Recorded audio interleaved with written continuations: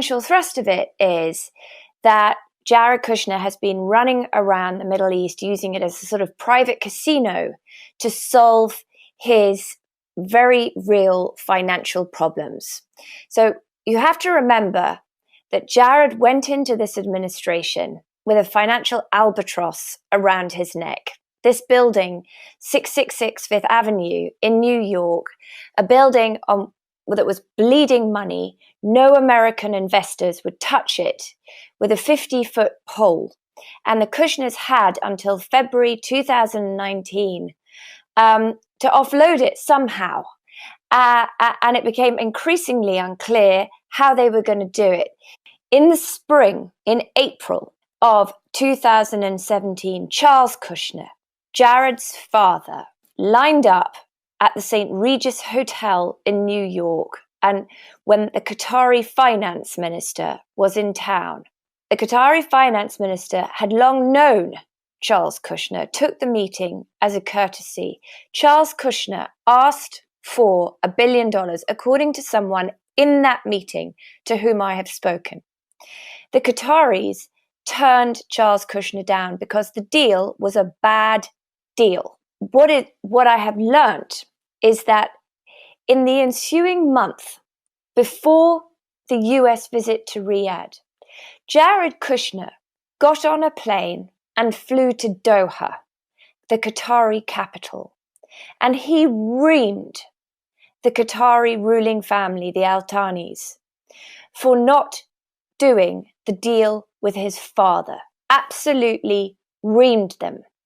They began to feel that he was indirectly threatening their sovereignty.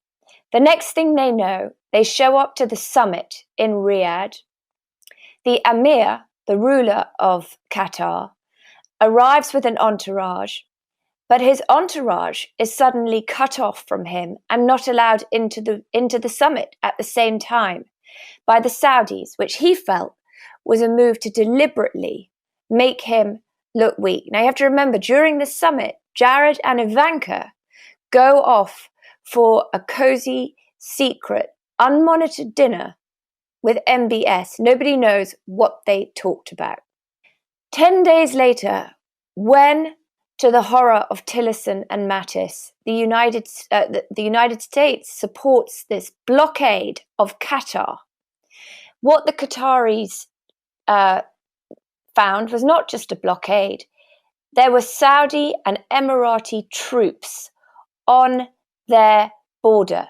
What they interpreted this as was Jared Kushner basically saying, if you don't pay my father, pay off this building, look what's going to happen. The Americans are going to sanction an invasion of your country. Sources in the State Department say, yes, it is true, troops were on the border. And 9 months later, just follow the sequence of events here. 9 months later, late spring of 2018, a Canadian company, Brookfield Partners, whose largest outside shareholder is the Qatari Investment Authority. They own $1.8 billion of that fund, by far the largest outside shareholder. It should be noted that the Saudis and the Emiratis are also limited partners, but that's nothing like as much money as the Qataris have in Brookfield. They bail out the Kushner building, and they bail it out in a deal that makes absolutely no economic sense.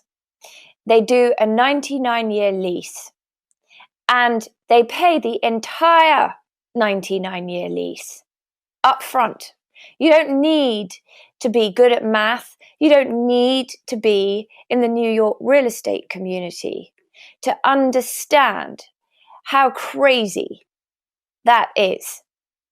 And let us not forget that the Kushners, in addition to this building hemorrhaging money, the Kushners had serious tax liabilities on it when the building came due. And this deal is not only sort of madness from a math point of view, it's clearly done to accommodate the Kushner's tax requirements. So when you stand back and you look at the geopolitics, at the same time as this deal gets done, the US withdraws its support of the blockade of Qatar. Okay, as so many people, as I say in the book, it stinks. Charlie Kushner says in the book, is quoted as saying, I always had the Qataris in my back pocket. I never heard this. That's the first time I've heard